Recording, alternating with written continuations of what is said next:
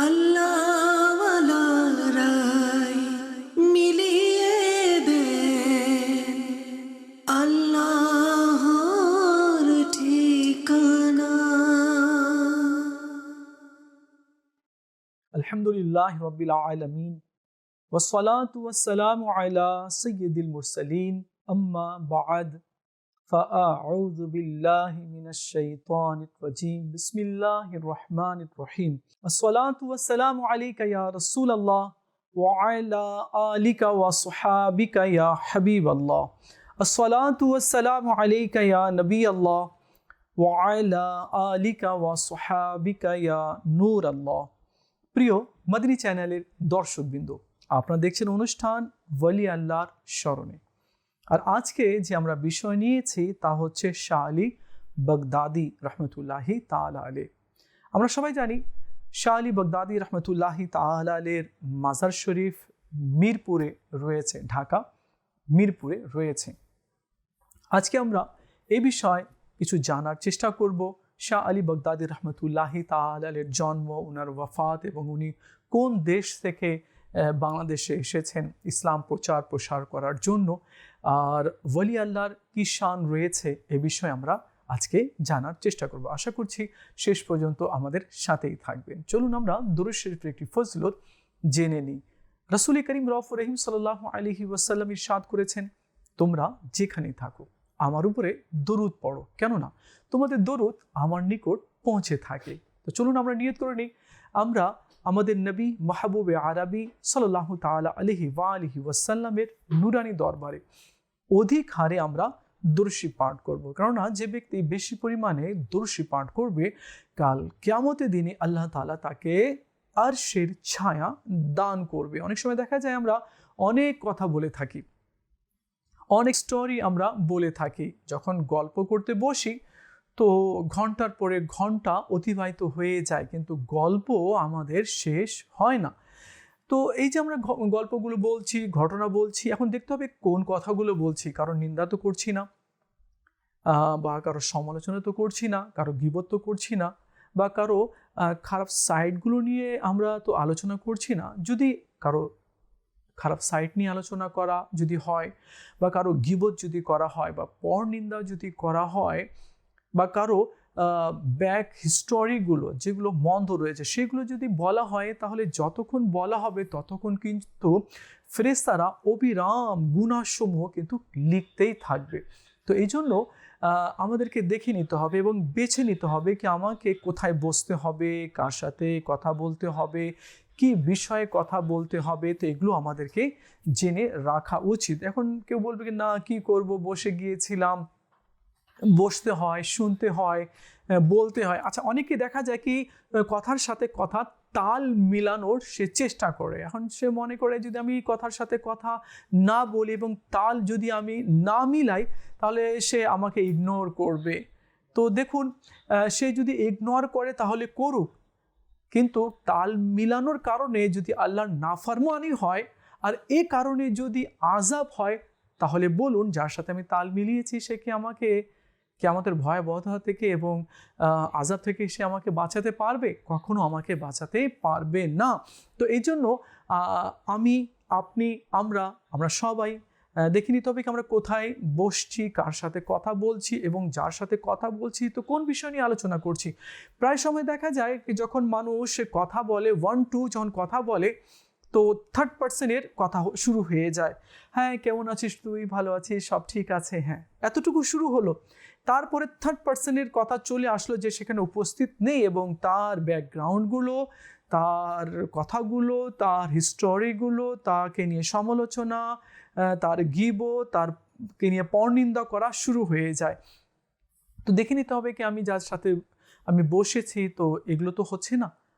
তো যদি হয় তাহলে সেখান থেকে তওবা করে সরে যেতে হবে। তো চলুন আমরা নিয়ত করে নিই, এখন থেকে আমরাও চলতে ফিরতে উঠতে বসতে আমরা আমাদের নবীর উপরে অধিক হারে দরুদ শরীফ পাঠ করব। সাল্লু আলাল হাবিব সাল্লাল্লাহু তাআলা আলা মুহাম্মদ সাল্লাল্লাহু আলাইহি ওয়াসাল্লাম। দেখুন, আমার নবী সাল্লাল্লাহু তাআলা আলাইহি ওয়া আলিহি ওয়াসাল্লামের পরে আর কোনো নবী আসবে না। আমার নবী সাল্লাল্লাহু আলাইহি ওয়াসাল্লাম শেষ নবী। এরপরে কিয়ামত পর্যন্ত আমার নবী সাল্লাল্লাহু আলাইহি ওয়াসাল্লামের রিসালাত, আমার নবী সাল্লাল্লাহু আলাইহি ওয়াসাল্লামের যে শরীয়ত রয়েছে এটাই কায়েম দায়েম থাকবে, আর কোনো নবী আসবে না। কিন্তু হ্যাঁ, আউলিয়া কেরাম আসবে। আউলিয়া কেরাম পর্যায়ক্রমে আল্লাহ তাআলা দুনিয়াতে পাঠাবে এবং 100 বছর পর পর আল্লাহ তাআলা মুজাদ্দিদ পাঠিয়ে থাকে মানুষের সংশোধনের জন্য। তো মুজাদ্দিদ আসবে দুনিয়াতে, আউলিয়া কেরাম আসবেন এবং মেহদি আলাইহিস সালামও দুনিয়াতে তশরিফ আনবেন এবং ঈসা আলাইহিস সালামও দুনিয়াতে তশরিফ আনবেন। তো আউলিয়া কেরামও আসবেন এবং মেহদি আলাইহিস সালামও আসবেন। ঈসা আলাইহিস সালাম চতুর্থ আসমানে রয়েছেন, তিনিও আসবেন। আচ্ছা, ঈসা আলাইহিস সালাম আসবেন, আল্লাহ তাআলা ওনাকে কিতাব দান করেছিলেন, তো সেই কিতাবের তিনি তাবলীগ করবেন না। তিনি আমাদের নবী মাহবুবে আরবি সাল্লাল্লাহু আলাইহি ওয়াসাল্লামের উপরে যে কোরআন অবতীর্ণ হয়েছে ওই কোরআনের পয়গাম লোকদের কাছে পৌঁছাবেন। তো আউলিয়া কেরাম আসবেন এবং আউলিয়া কেরাম কেন আসবেন? এই জন্য আসবেন, আল্লাহ তাআলা পাঠাবেন যাতে করে মানুষের সংশোধন হয়ে থাকে। আমার নবী সাল্লাল্লাহু তাআলা আলাইহি ওয়া আলিহি ওয়াসাল্লামের পরে আল্লাহ তাআলা जुनेद बगदादी रहमतुल्लाहि ताला अलैह, मालिक बिन दिनार रहमतुल्लाहि ताला अलैह, पीराने पीर दस्तगीर शेख मोहिद्दीन अब्दुल कादिर जिलानी रहमतुल्लाहि ताला अलैह, ख्वाजा खाजगा ख्वाजा गरीब नवाज हिंदल वली ख्वाजा हसन सजरी रहमतुल्लाहि ताला अलैह के, निजामुद्दीन औलिया रहमतुल्लाहि ताला अलैह के, আমাদের বাংলাদেশেও শাহজালাল ইয়ামানি রহমতুল্লাহি তাআলা আলাইহি এসেছেন এবং রাজশাহীর মকদুম রাজশাহী শহরেও শাহ মকদুম রূপোশ রহমতুল্লাহি তাআলা আলাইহি এসেছেন এবং চট্টগ্রামেও আমানুর শাহ রহমতুল্লাহি তাআলা আলাইহি এসেছেন এবং পুরো বাংলাদেশ, আমাদের বাংলাদেশকে ওলি আল্লাহ দেশ বলা হয়। আমাদের যে আপনি বিভাগে চলে যাবেন, আপনি যেমন আপনি খুলনাতে চলে যান, তো সেখানে বাগেরহাট খান জাহান আলী রহমতুল্লাহি তাআলা ওখানেও মাজার রয়েছে এবং ওখানে অনেক পুরনো মসজিদও রয়েছে।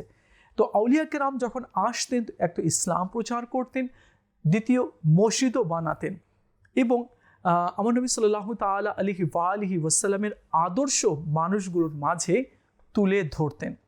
আজ যে আমরা ইসলামের কথা বলছি, মসজিদে নামাজ পড়ছি, মাদ্রাসা নির্মাণ করছি, মাদ্রাসায় আমাদের ছেলেরা পড়ছে, আমাদের আরও বাচ্চারা মাদ্রাসায় পড়ছে, তো এর আগে এমন ছিল না। আউলিয়া কেরাম যখন আসলেন, শাহজালাল ইয়ামানি রহমতুল্লাহি তাআলা আলাইহি আসলেন, আমানুর শাহ রহমতুল্লাহি তাআলা আলাইহি আসলেন এবং শাহ মকদুম রূপোশ রহমতুল্লাহি তাআলা আলাইহি আসলেন। তো ইনারা এসে এক তো ইসলাম প্রচার করলেন, লোকদেরকে ইসলামের ছায়াতলে নিয়ে আসলেন, কোরআনের শিক্ষা দিলেন, মসজিদ নির্মাণ করলেন, মাদ্রাসা বানালেন এবং কোরআন ও হাদিসের ইলম নিজেও শিখলেন, শিখে এসেছিলেন এবং লোকদেরকেও শিখিয়েছেন। আজ আলহামদুলিল্লাহ তার ধারাবাহিকতার মাধ্যমে আজ আমরা মসজিদও পেয়েছি, মাদ্রাসাও পেয়েছি, আলিমও পেয়েছি, মুফতিও পেয়েছি, মুহাদ্দিসও আমরা পেয়েছি। এটা আউলিয়া কেরামের অনেক বড় অবদান রয়েছে আর এই অবদানকে আমরা কখনো ভুলতে পারি না। কোরআন মাজিদ ফুরকানে হামিদের মধ্যেও আউলিয়া কেরামের শান নিয়ে আল্লাহ তাআলা আলোচনা করেছে। আল্লাহ তাআলা আউলিয়া কেরামের কারামতও আল্লাহ তাআলা স্বয়ং বয়ান করেছে। আউলিয়া কেরামের কারামত যেমন আল্লাহ তাআলা আসিফ বিন বরখিয়া, সুলেমান আলাইহিস সালামের উম্মতি তিনি ছিলেন। আসিফ বিন বরখিয়া তো বিলকিসের সিংহাসন আনার জন্য নির্দেশ দিলেন সুলেমান আলাইহিস সালাম। সেটা হাজার হাজার মাইল দূরে ছিল এবং 60টি কক্ষের মধ্যে সেটা তালাবদ্ধ ছিল এবং তার ওজন টনকে টন ছিল। লম্বা ছিল 80 গজ, চওড়া ছিল প্রায় 40 গজের মতো, আর স্বর্ণ রূপা হীরা মানিক মুক্তা দিয়ে সেটা খচিত ছিল।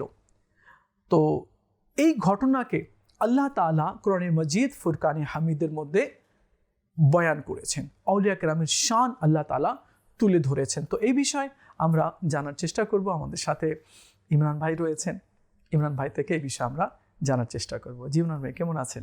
আলহামদুলিল্লাহ, আপনি কেমন আছেন? আলহামদুলিল্লাহ। ওলি আল্লাহর স্মরণে অনুষ্ঠান, আর আজকে যে বিষয় আছে সেটা হচ্ছে শাহ আলী বাগদাদি রহমতুল্লাহি তাআলা আলাইহি। শাহ আলী বাগদাদি রহমতুল্লাহি তাআলা আলাইহি ঢাকায় আসলেন এবং তিনি অনেক বড় আল্লাহর ওলি। তো তার ফয়েজে এবং তার প্রচেষ্টার মাধ্যমে আজ ইসলাম ঢাকার বুকে দেখা যাচ্ছে। আজ যে আমরা কলমা পড়ছি, আজ যে আমরা এত মাদ্রাসা পেলাম বা এত আমরা ইসলামের যে সৌন্দর্যতা বা আলো যে আমরা দেখছি ঢাকার মধ্যে, তো এটা আউলিয়া কেরামের এটা ফয়জান রয়েছে, বরকত রয়েছে। জি, এই বিষয়ে আপনি কিছু মাদানী ফুল। আল্লাহ পাকের দয়ায় আমাদের এই পাক ভারত উপমহাদেশ সের মধ্যে অসংখ্য আল্লাহর ওলিগণ সফর করে এসেছেন। যেমনটি আপনি বলেছেন, হিন্দুস্তানের মধ্যে খাজা গরিবে নওয়াজ রহমতুল্লাহ আলাই, খাজা নিজামুদ্দিন আউলিয়া, জি, আমাদের বাংলাদেশের শাহজালাল ইয়ামানি, শাহপুরান ইয়ামানি সহ 360 আউলিয়া বাংলাদেশ।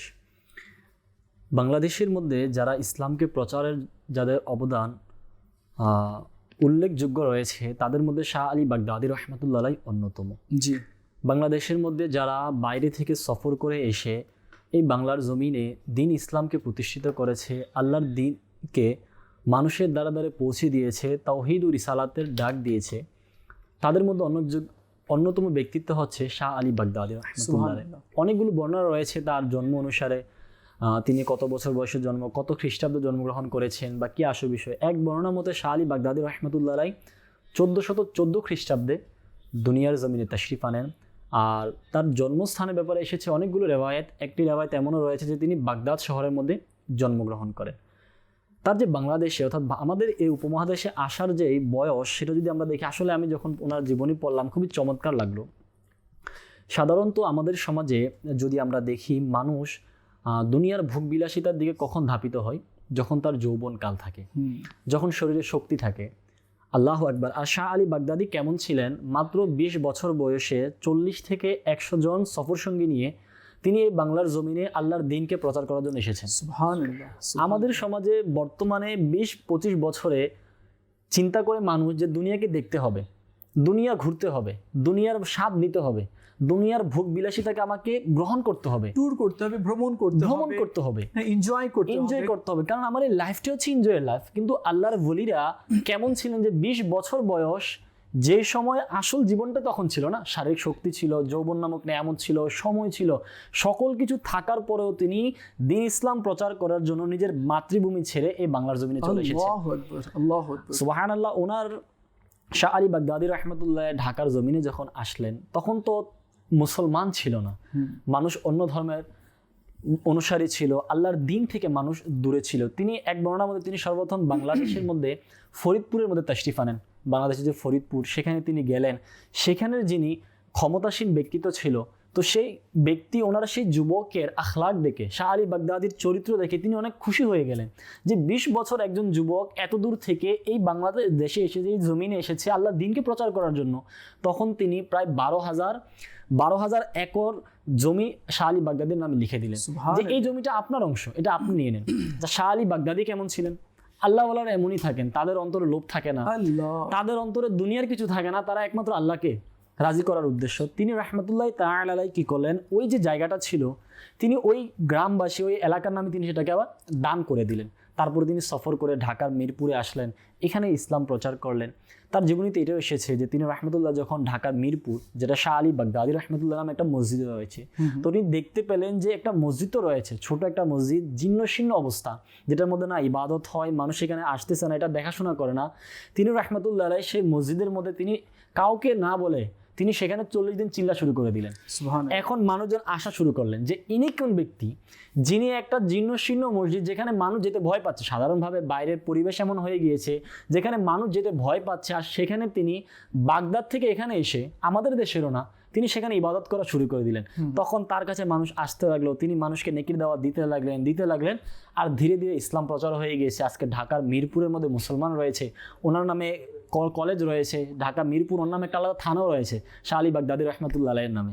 এখানে ইমরান ভাই, এখান থেকে এটা আমরা উপলব্ধি করতে পারি, বুঝতে পারি যে আউলিয়া কেরাম না শুধু ইসলাম প্রচার করেছেন, বরং মসজিদকেও আবাদ করেছেন। বেশ, একটা জীর্ণশীর্ণ আপনি বললেন কি মসজিদ ছিল, তো সেটাকে আবাদ করলেন, লোকদেরকে সেখানে ডাকলেন এবং সেটাকে পুনরায় নির্মাণ করলেন, লোকদেরকে মসজিদে আসার দাওয়াতও দিলেন। আর সেকেন্ড হচ্ছে আপনি বললেন কি শাহ আলী বাগদাদি রহমতুল্লাহি তাআলা বাস্তবিক এই একজন মহান ওলি ওলি এবং ছিলেন, তার সুফি ছিলেন। ফয়জানে অনেক লোক ভালো রাস্তায় চলে এসেছে এবং তার বরকতও দেখা যাচ্ছে।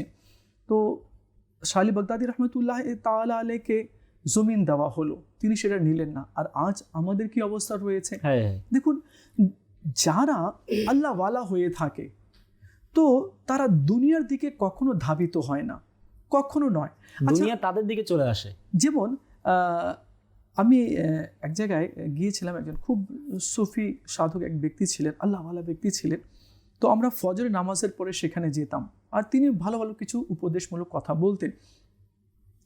তো তিনি এভাবে বললেন, তিনি দিল্লি থেকে এসেছিলেন। তো তিনি বললেন कि सोना के पीछे मत भागो, হ্যাঁ হ্যাঁ, सोना के पीछे मत भागो। दौलत के पीछे मत भागो, सोना बन जाओ হ্যাঁ হ্যাঁ, कि लोग तुम्हारे पास आना शुरू कर दे। বাহ, তো যারা স্বর্ণের দিকে, ধন সম্পদের দিকে যারা অগ্রসর হয়েছে, তো তাদের নাম ও নিশানাও পাওয়া যায়নি, ধ্বংস হয়ে গিয়েছে। তাদের ইতিহাসও মানুষ ভুলে গিয়েছে। কিন্তু যারা ধন সম্পদের পিছনে ধাবিত হয়নি, যারা আল্লাহর দিকে ধাবিত হয়েছে, যারা আল্লাহকে পাওয়ার চেষ্টা করেছে, দেখুন, আমি যদি আল্লাহকে পেতে সক্ষম হয়ে যাই তাহলে আমি দুনিয়াও পেয়ে যাব, আখিরাতও পেয়ে যাব, আমি জান্নাতও আমি পেয়ে যাব। তো আমাকে হীরার প্রয়োজন নেই, হীরাওয়ালার প্রয়োজন আছে। যদি আমি হীরাওয়ালাকে পেতে সক্ষম হয়ে যাই তাহলে হীরাও আমি পেয়ে যাব, আর আরও অনেকগুলো আমি সম্পদ আমি পেয়ে যাব, নিয়ামত পেয়ে যাব। তো এই জন্য আমরা যতগুলো আমরা আউলিয়া কেরামের আমরা ইতিহাস পড়েছি, আউলিয়া কেরামের জীবনে নিয়ে আমরা স্টাডি করেছি, তো তারা কখনো নিজের কে স্বাচ্ছন্দ্য ভাবে রাখার জন্য তারা কখনো সেদিকে অগ্রসর হয়নি।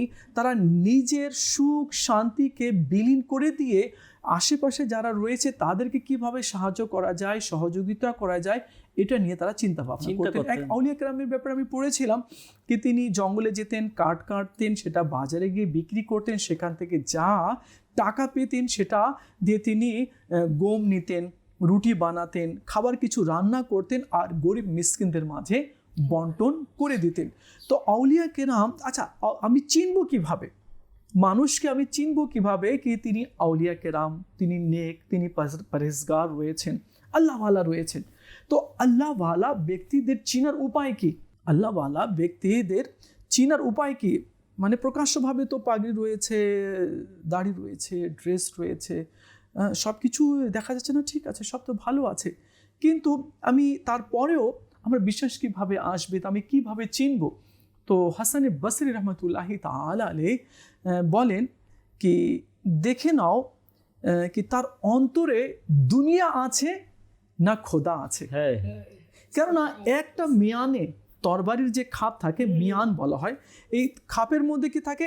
একটাই তরবারি থাকে, দুটো তো থাকে না। হ্যাঁ, রাজা বাদশাদের দেখতাম হাতে তরবারি থাকতো, তো এভাবে খাপ থেকে তারা বের করতো, মিয়ান বলা হয়। তো এই মিয়ানের মধ্যে একটাই তরবারি থাকে, দুটো থাকে না। তো যার অন্তরে খোদা থাকবে তো তার অন্তরে দুনিয়া থাকবে না, আর যার অন্তরে দুনিয়া যদি থাকে খোদা থাকবে না। বাস্তবিকই এটাই কথা রয়েছে প্রিয় ইসলামী ভাইরা, যে আল্লাহওয়ালা যারা হয়েছেন, আমরা অনেক হিস্টোরি পড়েছি, আপনারাও পড়েছেন, আপনারাও শুনেছেন, দেখেছেন, তারা কখনো লোভ করেনি, কখনো ধন। আচ্ছা, বড় পীর আব্দুল কাদের জিলানী রহমতুল্লাহি তাআলা আলাইহি, বড় পীর আব্দুল কাদের জিলানী রহমতুল্লাহি তাআলার কাছে যদি সকালে 10,000 দিরহাম চলে আসতো, হাদিয়া স্বরূপ যদি কেউ দিত, 10,000 আসতো বা 1,000 দিরহাম আসতো, তো তিনি বলেন কি সন্ধ্যার আগেই সেগুলো আমি বন্টন করে দিতাম। মানে এক রাত আমার কাছে থাকবে আর এক রাত এটা আমার কাছে অতিবাহিত হবে, হয়ে যাব, জি, এটা যেন না হয়। আর আমার নবী সাল্লাল্লাহু তাআলা আলাইহি ওয়া আলিহি ওয়াসাল্লাম শুনেন, আমার নবী সাল্লাল্লাহু আলাইহি ওয়াসাল্লাম নামাজের জন্য দাঁড়ালেন, আসরের নামাজ হবে বা অন্য কোনো নামাজে দাঁড়াবেন, এই দাঁড়াবেন, তো তিনি নামাজ আর পড়লেন না, সঙ্গে সঙ্গে তিনি কি করলেন, বাড়িতে চলে গেলেন, বাড়ি থেকে কিছুক্ষণ পর আবার ফিরে আসলেন, এরপর নামাজ পড়ালেন। সাহাবা কেরাম জিজ্ঞেস করলেন, ইয়া রাসূলুল্লাহ সাল্লাল্লাহু আলাইহি ওয়াসাল্লাম, আপনি এত তাড়াতাড়ি কি করলেন, কোথায় গিয়েছিলেন, মানে একটা ব্যস্ততা আপনার মাঝে কাজ করছিল। কাজ করছে। বলে, আমার কাছে না একটা দিরহাম ছিল বা একটা দিনার ছিল বা কিছু সম্পদ ছিল, তো আমি চাচ্ছিলাম না সেটা আমার বাড়িতে থাকুক আর একটা রাত অতিবাহিত হোক। তো আমি তাড়াতাড়ি কি করলাম, সেটাকে সাদকা করে দিয়ে আমি চলে আসলাম। তো আমার নবী সাল্লাল্লাহু তাআলা আলাইহি ওয়া আলিহি ওয়াসাল্লামের শান দেখুন। তো সাহাবা কেরাম এবং তাবিন, তাবা তাবিন, আউলিয়া কেরামও কি করতেন, আমার নবী সাল্লাল্লাহু তাআলা আলাইহি ওয়া আলিহি ওয়াসাল্লামের নকল করতেন, অনুসরণ করতেন, অনুকরণ করতেন, যার কারণে আজ দেখেন খাজা গরিব নওয়াজ হিন্দাল ওয়ালি, খাজা হাসান সজির রহমতুল্লাহি তাআলা আলাইহির পর্দা করার, ইন্তেকাল করার প্রায় 800-850 বছর প্রায় হয়ে গিয়েছে বা তারও কম বেশি হয়েছে, কিন্তু আজও আমরা থাকি বাংলাদেশে, আমরা থাকি বাংলাদেশে, কিন্তু আমরা তার নাম জানি, তার হিস্টোরি সম্পর্কে কিছু জানি, এবং আমরাও এটা আশা পোষণ করি কি আমরা যাই সেখানে গিয়ে একটু দেখে আসি, তাই না? তো আউলিয়া কেরাম যারা হয়েছেন, যারা আল্লাহকে রাজি করেছেন, যারা আল্লাহকে পেয়েছেন, আল্লাহ তাআলা তার নামকে বাকি রেখেছে। জি, আপনার থেকেও কিছু মাদানী ফুল নেব, জি এই বিষয়ে কিছু বলুন। আলহামদুলিল্লাহি রাব্বিল আলামিন ওয়াসসালাতু ওয়াসসালামু আলা সাইয়্যিদিল মুরসালিন। আসলে এই আলোচনা তো বলে শেষ করার মতো নয়, এত সুন্দর আলোচনা আলহামদুলিল্লাহ চলছে। যত করতে মনে চায় ততই জন্য আরো করি, যত শুনতে মনে চায় ততই জন্য আরো শুনি। আল্লাহ ওয়ালাদের আলোচনা শুনবই বা না কেন, কারণ কাল হাশরের মাঠে যখন কোনো বান্দা দণ্ডীয়মান হবে, আমি সূরা ফুরকানের 27 থেকে 29 নং আয়াতের অনুবাদটা আরজ করছি। তখন যখন বান্দা ফেঁসে যাবে তার বিভিন্ন কার্যকলাপের কারণে, দুনিয়াতে কেউ এদিক সেদিক চলেছিল, আল্লাহ সুবহানাহু ওয়া তাআলার রাহে সদকা করার কথা ছিল, করে নাই। আল্লাহ সুবহানাহু ওয়া তাআলার রাহে নিজের জিন্দেগিকে পরিচালিত করার কথা ছিল, করে নাই। আল্লাহ ওয়ালাদেরকে অনুকরণ করার কথা ছিল, করে নাই। তো ওই অমত অবস্থায় ওই ক্যাটাগরির পার্সনগুলো না খুব আফসোস করবে আর বলবে যে আমি যদি দুনিয়াতে ওই ব্যক্তিদের সাথে না চলতাম, যাদের সাথে চলার কারণে আমার কাছে যখন কোনো ভালো মেসেজ আসতো, আল্লাহ সুবহানাহু ওয়া তাআলার পক্ষ থেকে যখন কোনো সুসংবাদ আসতো, হ্যাঁ, কোনো হুকুম আসতো, ওগুলা আমি তাদের কারণে অ্যাকসেপ্ট করতে পারিনি। জি, আল্লাহ সুবহানাহু ওয়া তাআলার আলিশান ফরমান আসতো আমার কাছে, কিন্তু আমি ওগুলোকে মান্য করতে পারিনি, শুধু তাদের সাথে চলার কারণে। তারা ওই সময় পানাহা চাইবে, কিন্তু আফসোস হচ্ছে ওই সময় হয়তো কোনো সলিউশন থাকবে না।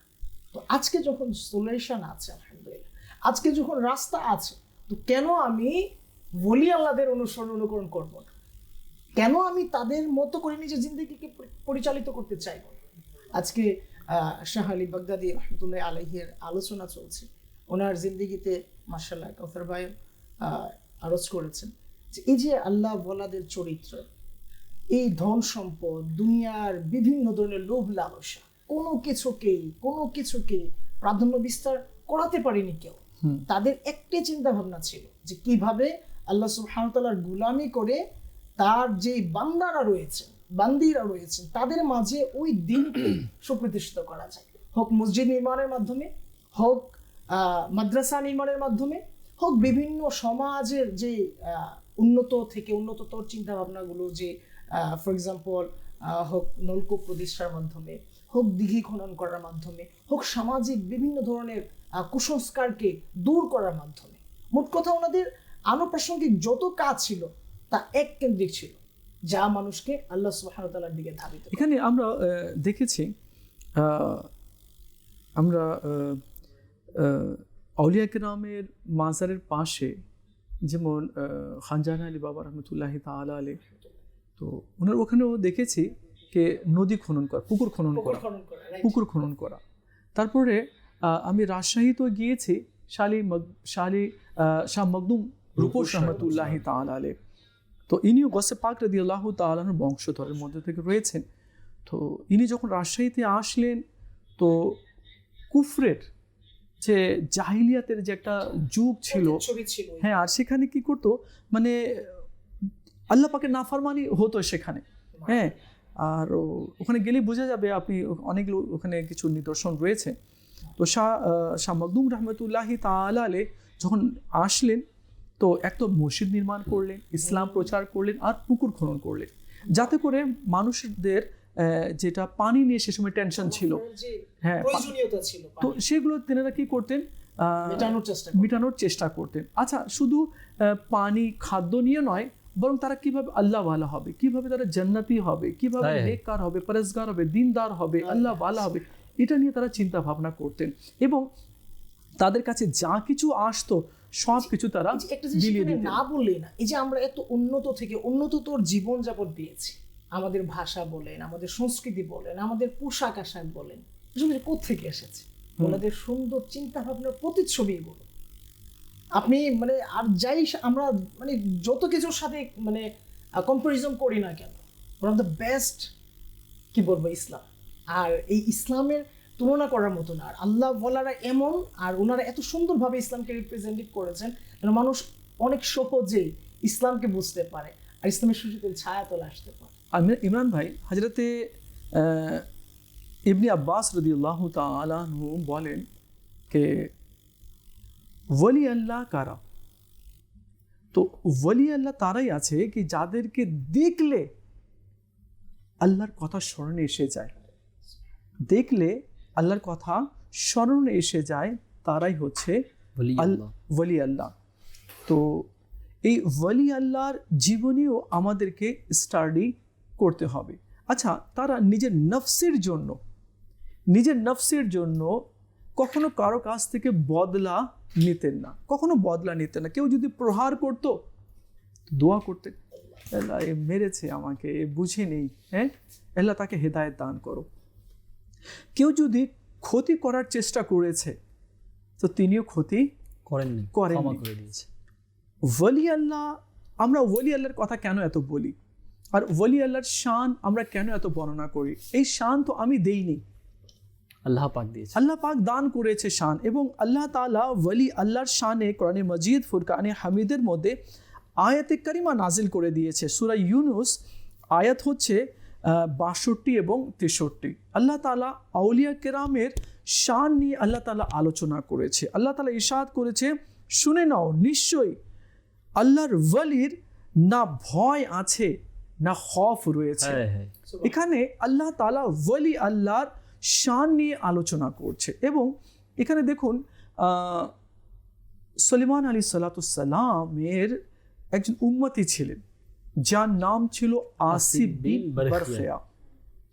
এই আসিফ বিন বারখিয়া সুলাইমান আলাইহিসসালামের উম্মতির মধ্যে একজন ওয়ালি ছিলেন, আর তিনি আল্লাহ তাআলার মারিফত এবং আল্লাহ তাআলার যে কিতাব এর তিনি ইলম অর্জন করেছিলেন।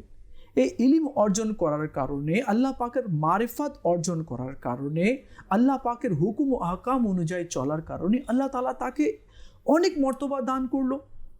কি মর্তবা দান করলো? এক তো আল্লাহ তাআলা তার আলোচনা পবিত্র কোরআনের মধ্যে নিয়ে আসলো। আচ্ছা, এই ঘটনা ঘটেছে সুলাইমান আলাইহিসসালামের জামানায়। তো সুলাইমান আলাইহিসসালামের জামানায় ঘটেছে, তিনি নেক ছিলেন, আল্লাহ ওয়ালা ছিলেন, পরেজগার ছিলেন এবং ইলমও তিনি রেখেছিলেন। আর সুলাইমান আলাইহিসসালামের সংস্রবে ছিলেন তিনি। তো যার কারণে আল্লাহ তাআলা এক তো কোরআনে মজিদ ফুরকানে হামিদের মধ্যে তার আলোচনা বর্ণনা করে দিয়েছে, তার সাথে সাথে আল্লাহ তাআলা তার কারামতকে দান করেছে, আল্লাহই দান করেছে। এবং আল্লাহ তাআলাই আসিফ বিন বারখিয়ার আলোচনাকে, আল্লাহ তাআলা কারামতকে আল্লাহ তাআলা তুলে ধরেছে। তার সংক্ষিপ্ত আকারে আমি বলতে চাচ্ছি, তিনি সুলাইমান আলাইহিসসালামের জামানার ওয়ালি ছিলেন। সুলাইমান আলাইহিসসালামের জামানার তিনি একজন উম্মত ছিলেন এবং ওয়ালিও তিনি ছিলেন। তো সুলাইমান আলাইহিসসালাম নিজের প্রজাদেরকে, এবং সেখানে জিনও ছিল, মানবও ছিল, তিনি বললেন, তোমাদের মধ্যে কে এমন আছো যে বিলকিসের সিংহাসনকে আমার এই মাহফিলে, আমার এই রাজদরবারে নিয়ে আসবে? একজন জিন বলল, আমি নিয়ে আসবো। তো সুলাইমান আলাইহিসসালাম বললেন, কতক্ষণে নিয়ে আসবে? এই যে আপনার মাহফিল শেষ হওয়ার আগে নিয়ে আসবো।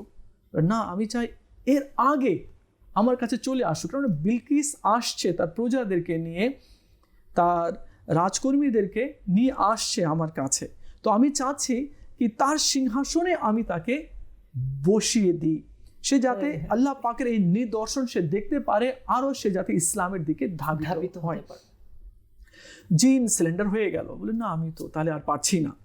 আপনার মিটিং শেষ হবে তার কিছুক্ষণ আগে নিয়ে আসতে পারবো, কেননা বিলকিসের সিংহাসন এখান থেকে হাজার হাজার মাইল দূরে রয়েছে, তো আমি তাহলে তো পাচ্ছি না।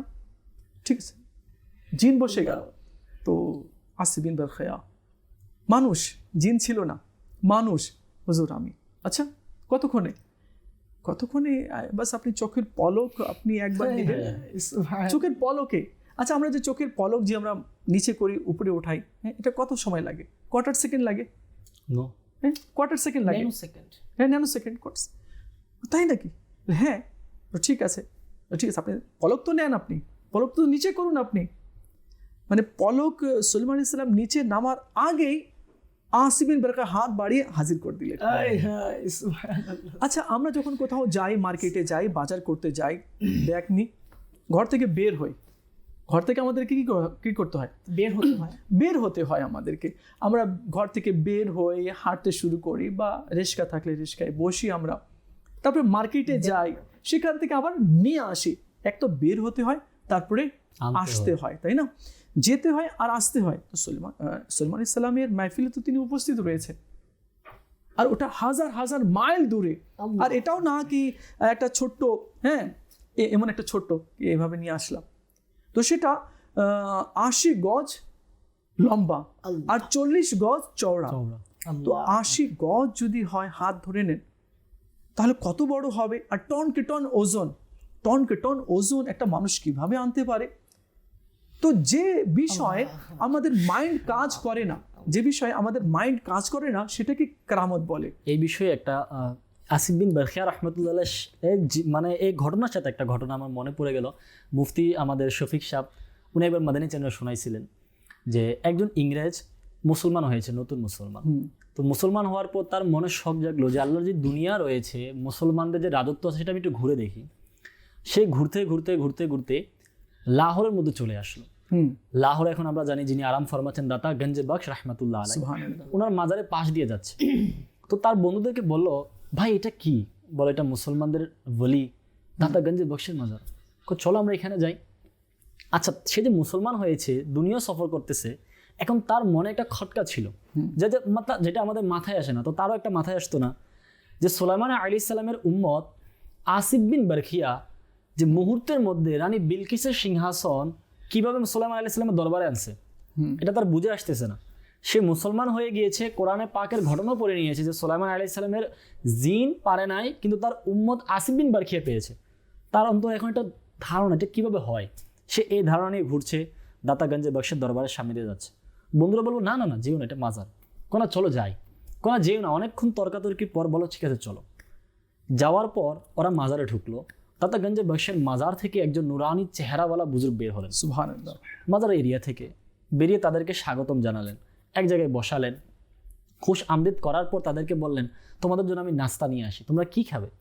যেহেতু সে ইংরেজ ছিল, সে বললো আমি চা পান করবো, এটা খাবো। ওই বুজুর্গ ব্যক্তি কি করলেন, সেখানে তার সামনে বসলেন, ইংরেজ ব্যক্তির সামনে বসলেন, তাদের সামনে বসলেন, হাতকে এরকম করলেন, এরকম করে একটা কাপ এনে দিয়েছে, আর ওই ব্যক্তি চিৎকার দিয়ে উঠে গেছে। বন্ধুরা বললো, তুমি কেন চিৎকার দিলে? ওই ইংরেজ বলতে লাগলো, যে কাপে করে আমি ইংল্যান্ডের মধ্যে চা পান করি, এই ব্যক্তি লাহোরের মধ্যে বসে নিয়ে এসেছে। সুবহানাল্লাহ সুবহানাল্লাহ। এখন ওই ব্যক্তি বলছে, ওই নুরানি বুজুর্গ বলতেছে, দেখো যেইভাবে আমি লাহোরের মধ্যে বসে ইংল্যান্ড থেকে তোমার চায়ের কাপ আনতে পারি, তেমনি ভাবে আসিফ বিন বারখিয়া সুলাইমান আলাইহিস সালামের দরবারে থেকে রানী বিলকিসের সিংহাসন নিয়ে এসেছে। সুবহানাল্লাহ। তখন ওই ব্যক্তি বলল যে ভাই, আমার মনের যে বাসনা, আমি যেখানে গেলে আমার মন তৃপ্তি পাবে, সেই জায়গাটা আমি পেয়ে গিয়েছি, তোমরা চলে যাও, আমি এই দরবার থেকে আর যাব না। সে সেখানে থাকতে লাগলো এবং 1940 খ্রিস্টাব্দে তিনি সেখানেই মারা গেলেন। একজন নেক ব্যক্তি হয়েছেন। তার মাজার এখনো দাতাগঞ্জে বখশের মাজারের এরিয়াতে রয়েছে, যার নাম হচ্ছে ফারুক ইংলিশতানি। এই যে এই ঘটনা যে আপনি বলছেন কারামত, যেটা বুঝে আসে না, তো এই ফারুক ইংলিশতানিরও বুঝে আসতেছিল না যে আসিফ বিন বারখিয়া কিভাবে সম্ভব করেছে, আর আল্লাহ পাক দাতাগঞ্জে বখশের মাজারের মধ্যে সেটাকে প্রমাণ করে দেখিয়ে দিয়েছে। তো এটাই হচ্ছে মূল বিষয়, যে যেটা আমাদের বুঝে আসে না, সেখান থেকে আল্লাহ পাকের কুদরত শুরু হয়। যে কুদরত আল্লাহ পাক যে দয়া আউলিয়া কেরামকে দিয়েছেন, যেগুলো কারামত হয়ে গেছে। আমাদের সমাজে কিছু মানুষ পাওয়া যায় কারামত নিয়ে, কুদরতের বিষয় নিয়ে, আল্লাহ ওয়ালাদের ক্ষমতা নিয়ে প্রশ্ন করে, কিন্তু আমাদেরকে আসলে কোরআনের ঘটনা পড়া উচিত। আম্বিয়া কেরাম আলাইহিস সালাতু ওয়াস সালাম সাল্লামদের উম্মতদের জীবনী পড়া উচিত, তাহলে আমাদের হয়তো বুঝে চলে আসবে ইনশাআল্লাহ। মাশাআল্লাহ, চমৎকার কথা বলেছেন আপনি, খুব সুন্দর লাগলো, আলহামদুলিল্লাহ। কারামত তাকেই বলা হয় যেটাকে বুঝে আসে না। বুঝে আসে না। এটা কীভাবে সম্ভব? চোখ দিয়ে দেখা যাবে না, নাক দিয়ে ঘ্রাণ এটাও নেওয়া যাবে না, হাত দিয়ে ধরাও যাবে না। যে 5টি যে ইন্দ্রিয় রয়েছে এর থেকে বাইরে রয়েছে। তো আউলিয়া কারামত এটাকেই বলা হয়। আর এটা সব আল্লাহর পক্ষ থেকেই এটা হয়ে থাকে, যা আল্লাহ তাআলা তার নেক বান্দাকে দান করে থাকে। মদিনী চ্যানেলের দর্শকবৃন্দ আমাদের সাথে রয়েছেন, আমাদেরকে কলও করেছেন। আমরা মদিনী চ্যানেলের দর্শকবৃন্দের কল শুনবো। জি ভাই, কল শুনিয়ে দিন। আমার নাম মোহাম্মদ ইমরান হোসেন, খুলনা বিভাগ। আমি একটি গজল শুনতে চাই। গজল শুনতে চান? আজকে তো নাথ আমাদের সাথে নেই, চলো আমি 2-1 আশার ইনশাআল্লাহ আপনাকে শুনিয়ে দেওয়ার চেষ্টা করবো। জি, আরেকটি কল শুনবো। জি ভাই, কল শুনিয়ে দিন। আমার নাম মোজাম্মেল, মাদার চ্যানেল আমি মেলাদিন ধরে দেখি। আমার পরিবার, আমার বাসায় সবসময় চ্যানেলটা দেখে। আমি খুব খুশি হয়েছি। আপনারা যে আলোচনা করেন পুরানা থেকে, যেগুলো আমার তো খুব ভালো লাগে। আপনারা আমার দোয়া করবেন। মাশাআল্লাহ, আল্লাহ তাআলা আপনাকে বরকত দান করুক। আল্লাহ তাআলা আপনার ঘরের মধ্যে রহমতের বৃষ্টি অবতীর্ণ করুক। রহমতের বৃষ্টি, হ্যাঁ, মানে বরকত দান করুক। আল্লাহ তাআলা খায়ের দান করুক। আপদ বিপদ বালা মুসিবত আল্লাহ তাআলা আপনার ঘর থেকে আল্লাহ দূর করে দিক, আর আপনার ঘরকে আল্লাহ তাআলা জান্নাতের টুকরা বানিয়ে দিক। মাশাআল্লাহ। যে আরেকটি কল শুনিয়ে দিন। আমি মোহাম্মদ আব্দুল কাদের, কক্সবাজার জেলা থেকে। আমি মাদানী চ্যানেল বাংলা দেখি, এটা আমার ভালো লাগে। খুব সুন্দর অনুষ্ঠান, বাসায় সবাই দেখে। আমার জন্য দোয়া করবেন।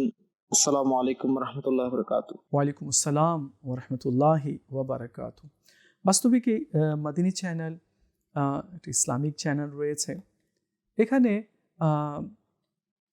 কারণ কোনো বিষয় নিয়ে এভাবে সমালোচনা তো করা হয়ই না, আর কখনো কল্পনাও আসে না কি এভাবে কারো সমালোচনা করা হোক।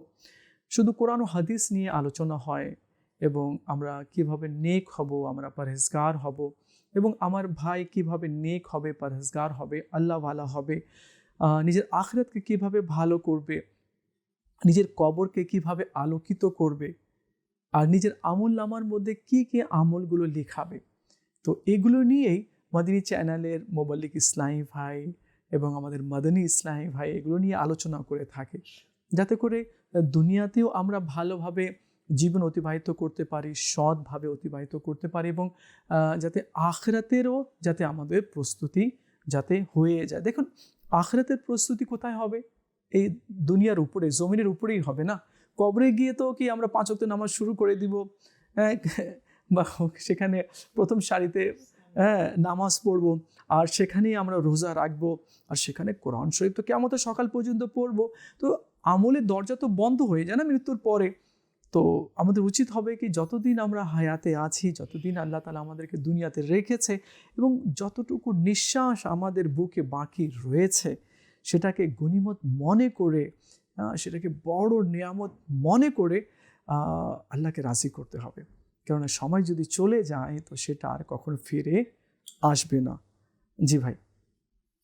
এক্স্যাক্টলি, আমি আপনি যদি চাই যে কাল হাশরের মাঠে দ্রুত নাজাত প্রাপ্তদের অন্তর্ভুক্ত হতে, বা আল্লাহ সুবহানাহু ওয়া তাআলার প্রিয় হাবিব সাল্লাল্লাহু আলাইহি ওয়াসাল্লাম এর সহচর্যে থাকতে, তাহলে আমাদের উচিত হবে আউলিয়া কিরামদের সোহবতে থাকা। কেননা ইবনে মাজাহ শরীফের হাদিস কারিমে এসেছে, আল্লাহ সুবহানাহু ওয়া তাআলার আখিরি নবী সাল্লাল্লাহু আলাইহি ওয়াসাল্লাম ইরশাদ করেন, যে ব্যক্তি ঈমানদারদের সাথে অর্থাৎ আউলিয়া কিরামদের সোহবতে থাকবে, তাদের সংস্পর্শে থাকবে, তাদের অনুকরণ করবে, কাল হাশরের মাঠে সেই ব্যক্তি মুক্তি পেয়ে যাবে। সুবহানাল্লাহ। আর কাল হাশরের মাঠে যারা সুপারিশ করবেন, এর মাঝে নবীগণ রয়েছেন, আলিমগণ রয়েছেন, এবং শহীদগণ রয়েছে। তো যদি আমি আপনি আউলিয়া কিরামদের জীবনী দেখি, তো এই জিনিসটা সুস্পষ্ট। ওনারা যে এক একজন আলিমে দ্বীন ছিলেন, ওনারা যে আলিমে দ্বীন ছিলেন সুস্পষ্ট। তো একজন আলিমে দ্বীনের কেন আমি সঙ্গ লাভ করব না? আমি তো চাই সঠিক পথে চলতে, আমি তো চাই সত্যের দিক পেতে। যারা ওই সত্যের দিক নিয়ে, সত্যের আলো নিয়ে আমার সামনে প্রজ্বলিত করতে চাচ্ছেন, ওই সে আলো যদি আমি না দেখতে পাই, তো আমার মতো হয়তো হতভাগার কেউ থাকবে না। কারণ বলা হচ্ছে, যদি কেউ মানে মূর্খদের অন্তর্ভুক্ত হতে চায়, বা কেউ যদি গাফিলদের অন্তর্ভুক্ত হতে চায়, তাহলে তার আহামরি কোনো কিছুর দরকার নেই। শুধু আউলিয়া কেরামগণ যারা রয়েছেন, মারাদাল্লাহ, তাদের প্রতি বিদ্বেষ পোষণ করা আর যে কারামতের কথা বলা হয়েছে এগুলাকে হায় হায় এটা কীভাবে এরকম চিন্তা ফিকির করা, অর্থাৎ মেনে না নেওয়া, নিজের আকলের ঘোড়া দৌড়ানোর মতো যদি কোনো আস্তাগফিরুল্লাহ এরকম যদি মন মানসিকতা থেকে যায়, তাহলে হয়তো আমরা ধ্বংসশীলদের অন্তর্ভুক্ত হয়ে যাব। তো কাজে আমাদের তো অবশ্যই আউলিয়া কেরামের সহবতে থাকতে হবে। এই যে শাহ আলী বাগদাদী রহমতুল্লাহ আলাইহি, আজকে ওনার আলোচনা চলছে, এই যে ওনাদের আলোচনা আমরা কেন নিয়ে আসলাম, কেন মাদানী চ্যানেল এটাকে এত প্রাধান্য দিলেন, কেন এই বিষয়কে আবারও আমাদের সামনে উত্থাপিত করলেন? তো আজকে যদি আমি আপনি মাদানী চ্যানেলের প্রোগ্রাম সহ বানিয়ে দাওয়াত ইসলামী আমির আহলে সুন্নাত দামাত বরকতুল আলিয়া এর হুসনে আখলাকের দিকে তাকাই, তো ওনাদের ওই হুসনে আখলাক আলহামদুলিল্লাহ আমির আহলে সুন্নাত দামাত বরকতুল আলিয়া সহ মাদানী চ্যানেলের মুবাল্লিগগণ যারা আছেন ওনাদের মাঝে প্রতীয়মান। আর যেভাবে মাদানী চ্যানেলের মাধ্যমে হোক বা 12 দিনী কাজের মাধ্যমে হোক আলহামদুলিল্লাহ দাওয়াত ইসলামী মানুষদেরকে দিনের প্রতি ডেকে আনছে, দিনের প্রতি ধাবিত করার যে প্রচেষ্টা জারি রেখেছে, তার জন্য ওই আউলিয়া কেরামদের এক বাস ঝলক মাত্র, ওনাদেরই দেখানো পথ মাত্র আলহামদুলিল্লাহ। তো এই জন্য আমাদের অবশ্যই আউলিয়া কেরামদের সহবতে থাকা, ইলমি দ্বীন হাসিল করা, নেককারদের পথ অবলম্বন করা উচিত। সুবহানাল্লাহ। বাস্তবে কি দেখুন না, যারা সারা জীবন আল্লাহকে পাওয়ার জন্য চেষ্টা করেছে, সারা জীবন আল্লাহর হুকুম আহকামকে যারা মেনে চলেছে, যারা কখনো নামাজ ছেড়ে দেয়নি বা নামাজ কাজা করেনি, আল্লাহ, এবং যারা সবসময় রোজা রেখেছে, আলহামদুলিল্লাহ, আর কোরআন মজিদ ফুরকানে হামিদের হুকুম আহকামকে যারা পালন করেছে, তো আমরা কেন তাদের নকল করব না? কেন করব না? আমরা নকল কার করছি আস্তাগফিরুল্লাহ, এখনো দেখে নিতে হবে আমরা আল্লাহ কাকে ফলো করছি। অনেক সময় দেখা যায় অন্যান্য বিষয় নিয়েও, বা যে সোশ্যাল মিডিয়া আছে, তো সোশ্যাল মিডিয়াতে আমরা কাকে ফলো করছি বা কাকে আমরা লাইক দিচ্ছি বা কার ইয়ের মধ্যে আমরা কার মতো করে চলতে চাচ্ছি, তাই না? তো দেখতে হবে কি সে যাকে আমরা ফলো করছি বা লাইক দিচ্ছি সে কি আল্লাহওয়ালা, সে কতটুকু কোরআন হাদিস অনুযায়ী চলছে, বা কতটুকু সে ইবাদত বন্দেগী করছে, বা আল্লাহ তাআলার কতটুকু সে ফরমাবরদারি সে করছে, আদৌ কি তার দ্বারা আমার উপকার হবে কি না? আচ্ছা, এখন এই উপকার কি আমার তাকে যে ফলো করছি তো বা তার যে অনুকরণ করছি, এই অনুকরণ করাটা কি কিয়ামতের দিনে আমাকে কি ফায়দা দিবে? এটা আমাকে দেখে নেওয়া উচিত। আর যে আমাদের যে যুবক সমাজ রয়েছে যার হাতে সোশ্যাল মিডিয়ার একটা সিংহভাগ, একটা সোশ্যাল মিডিয়া নিয়ে যারা সবসময় ব্যস্ত রয়েছে, তো আমি সেই সমস্ত আমার যুবক ভাইদেরকে বলবো কি আমরা তো এ থেকে বের হতে পারছি না। যখন আমরা সোশ্যাল মিডিয়া ইউজ করছি তো আমাদেরকে এমন বিষয় থেকে দূরে থাকতে হবে যে বিষয়গুলোকে আল্লাহ তাআলা এবং তার হাবিব সাল্লাল্লাহু আলাইহি সাল্লাম অপছন্দ করেছেন। আমাদেরকে ওই বিষয়ের দিকে আমাদের যাওয়া উচিত, বা তাদেরকেই ফলো করা উচিত যারা নেককার, পরহেজগার, দিনদার, আল্লাহওয়ালা, যাদেরকে দেখলে আল্লাহর কথা স্মরণে এসে যায়, বা যা থেকে আমরা দিন শিখছি। আচ্ছা, এখন দেখা যাবে যে এই যে দিন শেখার ব্যাপারে, তো আমি তো বলবো কি মাদিনী চ্যানেল দেখুন আপনি, এবং মাদিনী চ্যানেলেরও পেজ রয়েছে, ফেসবুকের মধ্যে পেজ রয়েছে, ইউটিউবের মধ্যেও রয়েছে, এবং আমাদের দাওয়াত ইসলামের রুকনি শুরা আব্দুল হাবিব ভাইয়েরও রয়েছে, হাজি ইমরান সাহেবের রয়েছে, ইলিয়াস সত্তার কাদেরী দামাত বারকাতুহুল আলিয়ারও রয়েছে। তো আমার মনে হয় যদি তারপরে মুফতি সাহেবদেরও, মুফতি কাসিম সাহেব দামাত বারকাতুহুল আলিয়া রয়েছে, তো দারুল ইফতা আহলে সুন্নাত রয়েছে, তো আমরা যদি মুফতি সাহেবের পেজকে যদি আমরা ফলো করি, বা আমরা মুবাল্লিগদের পেজগুলো যদি আমরা ফলো করি, সেগুলো যদি আমরা শুনি, তো ইনশাআল্লাহ আজ্জা ওয়া জাল্লা আমরা অনেক কিছু শিখতে পারবো, আমরা অনেক কিছু আমরা জানতে পারবো। আমরা এমন কাউকে নিজের আইডল না বানাই, আমরা আইডিয়াল না বানাই, নিজেকে আদর্শ আমরা না বানাই, যারা দুনিয়াদার আছে, যারা আল্লাহ নাফরমানি করছে, যারা কোরআন ও হাদিসের একেবারে উল্টো দিকটা চলছে, আমরা তাদের যাতে ফলো যাতে আমরা না করি। এতে কি হবে, সে তো যাবেই যাবে এবং আমাদেরকেও নিয়ে যাবে। এমন হয় অনেক সমাজের অনেক আলহামদুলিল্লাহ পার্সন এরকম আছে যারা নিজেদের জীবনকে পরিবর্তনের দিকে ধাবিত করতে চায়, অনেক আল্লাহ ওয়ালাদেরকে দেখে বাস তাদের চলাফেরা দেখে প্রভাবিত হয় যেন মাশাআল্লাহ দাড়ি রাখা উচিত, পাগড়ি পরিধান করা উচিত, সুন্নতি লেবাস পরিধান করা উচিত। কিন্তু একটা সময় না তাদের কিছু কর্মব্যস্ততার কারণে বিভিন্ন জায়গায় কর্মক্ষেত্রে নিজেদেরকে জড়ানোর কারণে এমন এমন জায়গায় নিজেদেরকে জড়িয়ে ফেলে যার ওই আশেপাশে যে পরিবেশটা সেটা ওই সুন্নতের রঙে রঙিন থাকে না, যেটা আউলিয়া কেরামগণ প্রতিষ্ঠিত করতে চেয়েছিলেন, করেছেন আলহামদুলিল্লাহ। ওরকম পরিবেশ না থাকার কারণে, ওই ওলি আল্লাহ গণের সোহাবত না পাওয়ার কারণে একটা সময় যে উনি পরিবর্তিত হয়েছিলেন সেই পরিবর্তিত যে অবস্থানটা, ওই অবস্থানটা সে আর ধরে রাখতে পারে না। পরবর্তী সময় আবার সে মাআদাল্লাহ ফাহেসা কাজে জড়িয়ে পড়ে, একটা সময় পাগড়ি চলে যায়, একটা সময় টুপি চলে যায়, একটা সময়।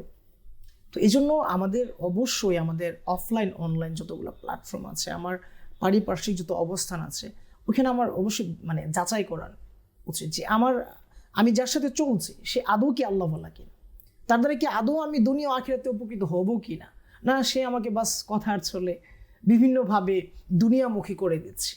তো এইগুলো যদি না ভাবি তো কোনোদিন আপনি যেটা আমরা মনে করি সাকসেস, সফল কাম যেটা আমরা ভাবি, সেটা মানে দোরগোড়ায় হয়তো পৌঁছাতে পারবো না।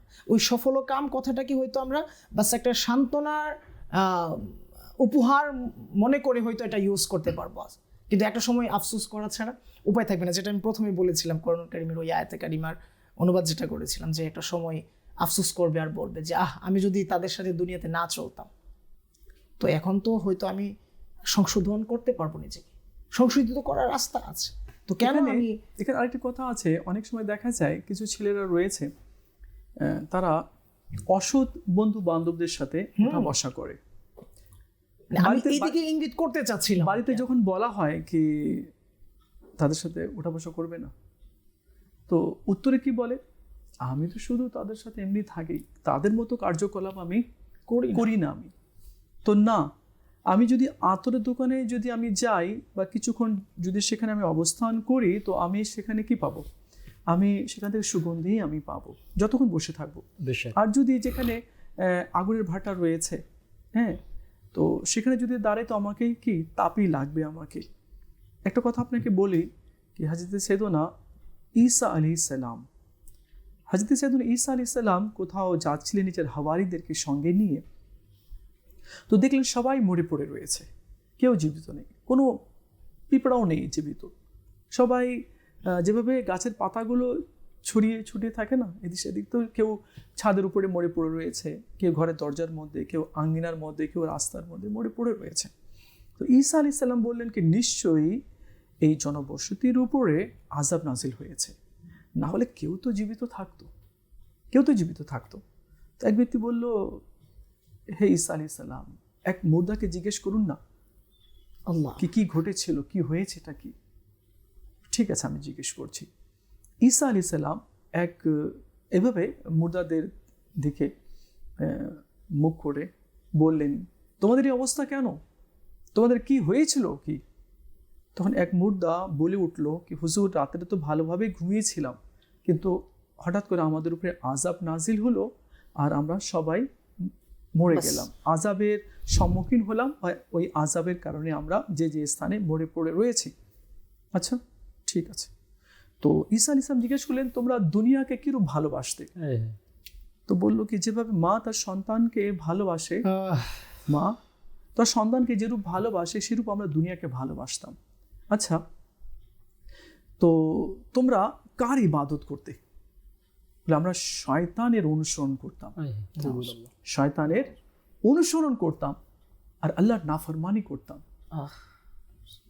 তো এই নাফরমানি করার কারণে রাত্রে তো ভালোভাবে ঘুমিয়েছি, আল্লাহ তাআলার গজব নাজিল হলো, আযাব নাজিল হলো, আর আমরা সবাই মারা গেলাম এবং ধ্বংস হলাম আর আযাবের সম্মুখীন আমরা হলাম। তো ঈসা আলাইহিস সালাম বললেন কি, সবাই বলছে না, শুধু তুমিই বলছো, আমার উত্তর তুমি শুধু দিচ্ছ, এর কারণ কি। তো সে ব্যক্তি বলল যে আমি এদের সাথে থাকতাম, কিন্তু এদের মতো আমি আমল করতাম না। এরা জুয়া খেলতো, আমি জুয়া খেলতাম না। এরা মদ পান করতো, আমি মদ পান করতাম না। এরা আল্লাহ পাকের নাফরমানি করতো, কিন্তু আমি আল্লাহ পাকের নাফরমানি করতাম না। তো এদের সাথে থাকার কারণে আমি আযাবের সম্মুখীন হলাম। তাহলে মাদিনী চ্যানেল দর্শকবৃন্দ, আল্লাহু আকবার। অনেকে বলে আমি তো তার সাথে থাকি, কিন্তু আমি তার মতো করি নাকি? তার মতো তো কিছু করি না আমি। কিন্তু সে যে নাফরমানি করছে, তারপরে যে আযাব নাজিল হচ্ছে, তো ওই আযাব নাজিল হওয়ার কারণে আমার উপরেও আযাব নাজিল হয়ে যেতে আসলে পারে। মন্দ বন্ধুর, আউলিয়া কেরামের সহবত, তারপরে মন্দ বন্ধু বিষয়ে কথা বলতেছিল। ইমাম মালিক রাহমাতুল্লাহ একবার কোথাও যাচ্ছিলেন, জি। তার পিছনে পিছনে একটা কুকুর যাচ্ছিল। হুম। একজন দেখে বলল, হুজুর এটা কি? ইমাম মালিক রাহমাতুল্লাহ আলাইহি বললেন, এটা দুনিয়ার কুকুর, মন্দ বন্ধু থেকে উত্তম। আল্লাহু আকবার। যে এটা দুনিয়ার কুকুর, কিন্তু সে তো মন্দ বন্ধু থেকে উত্তম। আল্লাহ। কুকুরকে আমি সাথে রাখলাম, কিছু খাওয়ালাম, সে আমাকে কোনো না কোনোভাবে উপকার দিবে, বাড়িতে চোর ডাকাত থেকে বাঁচাবে। কিন্তু মন্দ বন্ধু কোনোভাবে বাঁচাবে না, আমাকে ধ্বংস করবে, তার সহবতরা আমাকে নষ্ট করবে। তো এই জন্য মন্দ বন্ধু থেকে আমাদেরকে বাঁচা প্রয়োজন। আউলিয়া কেরামের জীবনী আলোচনা হচ্ছিল, আউলিয়া কেরামের সহবত মানুষকে কি থেকে কি বানায়, এটার অনন্য উদাহরণ অনেকগুলো রয়েছে। আমি আজকে আলোচনা হচ্ছে শাহ আলী বাগদাদী রহমতুল্লাহ আলাইহির ব্যাপারে। শাহ আলী বাগদাদী রহমতুল্লাহ আলাইহি যখন এসেছিলেন, ঢাকার মিরপুর এসেছেন, ফরিদপুরে গিয়েছেন, মানুষ তো মুসলমান ছিল না, মানুষ তো আল্লাহওয়ালা ছিল না। ওনার সহবতে এসেছেন, ওনাকে দেখতে এসেছেন, ওনার চরিত্র দেখে, আখলাক দেখে মানুষ মুসলমান হয়ে গিয়েছেন। আল্লাহর ওলির সহবতে আসার বরকতে দিনের দিকে আসছেন। আর গুনাহগারের সহবতের কারণে মানুষের দুনিয়াও বরবাদ হচ্ছে, আখিরাতও বরবাদ হচ্ছে। এখানে একটি কথা ইমরান ভাই, এখানে সুস্পষ্ট কথা রয়েছে। আমাদের বাংলাদেশ তো ছোট্ট একটা দেশ নয়, বড় একটা দেশ রয়েছে। আর এখানে কোটি কোটি মুসলমান, কোটি কোটি মুসলমান, অথচ এর আগে মুসলমান এত ছিল না। আর আমাদের দেশে কোনো নবীও আসেননি, বা সাহাবা কেরামও সেইভাবে তাবলীগ দিন করেননি। তাহলে বোঝা গেল আউলিয়া কেরামের মাধ্যমে আমরা ইসলাম পেয়েছি, এবং তাদের একক প্রচেষ্টার মাধ্যমে আজ ঘরে ঘরে মুসলমান দেখা যাচ্ছে। তো এটা কি বড় একটা তাদের উপকার না? তারা যে উপকার করেছে, বড় একটা অবদান না? তো আমাদের কি করা উচিত? অনেকেই এ থেকে দূরে থাকতে চায় না। উপকার মানুষের কখনো ভুলতে নেই। আর এটা কেমন উপকার? এটা এত বড় উপকার তারা করলেন কি আমাদেরকে জাহান্নাম থেকে বাঁচালেন। আমরা আল্লাহকে চিনতাম না, আল্লাহ পাকের পরিচয় তিনি করিয়ে দিলেন। কোরআনের আলোচনা আমরা শুনিও নেই ওই জামানায়, কোরআনের আলোচনা কোরআন দেখিয়ে দিয়েছে, কোরআনে কি আছে সেটাও শিখিয়ে দিয়েছে। তো এটা কি কোনো বড় একটা ব্যাপার না? বড় কথা না? নিশ্চয়ই এটা বড় কথা রয়েছে। শুধু তিনি এখানে এসে ইসলামী প্রচার করেননি, ইসলামের কথাই বলেননি, বরং আমাদেরকে ইসলামের দাওয়াত দিয়ে ইসলামে অন্তর্ভুক্ত করে আমাদেরকে জাহান্নাম থেকে বাঁচিয়েছেন। আল্লাহ তাআলা আমাদের সবাইকে বোঝার তৌফিক দান করুক, নেক আমল করার তৌফিক দান করুক। ইসলামের মাদিনী চ্যানেল দর্শকবৃন্দ, আপনারা দেখছেন অনুষ্ঠান ওয়ালি আল্লাহর স্মরণে। আর আজকে আমরা সংক্ষিপ্ত আকারে শাহ আলী বাগদাদী রহমতুল্লাহি তাআলা আলাইহির আলোচনা এবং তার সাথে সাথে আউলিয়া কেরামের সংক্ষিপ্ত আকারে আলোচনা করার চেষ্টা করেছি। আল্লাহ তাআলা আমাদের সবাইকে বোঝার, নেক আমল করার এবং আউলিয়া কেরামের অনুসরণ করে তাদের দেখানো পথে আল্লাহ আমাদের সবাইকে চলার তৌফিক দান করুক। দেখা হবে আবার অন্য কোনো অনুষ্ঠানে। ততক্ষণ ভালো থাকবেন, মাদিনী চ্যানেলের সঙ্গেই থাকবেন। সাল্লু আলাল হাবিব সাল্লাল্লাহু তাআলা আলা মুহাম্মদ সাল্লাল্লাহু আলাইহি ওয়াসাল্লাম। আল্লাহ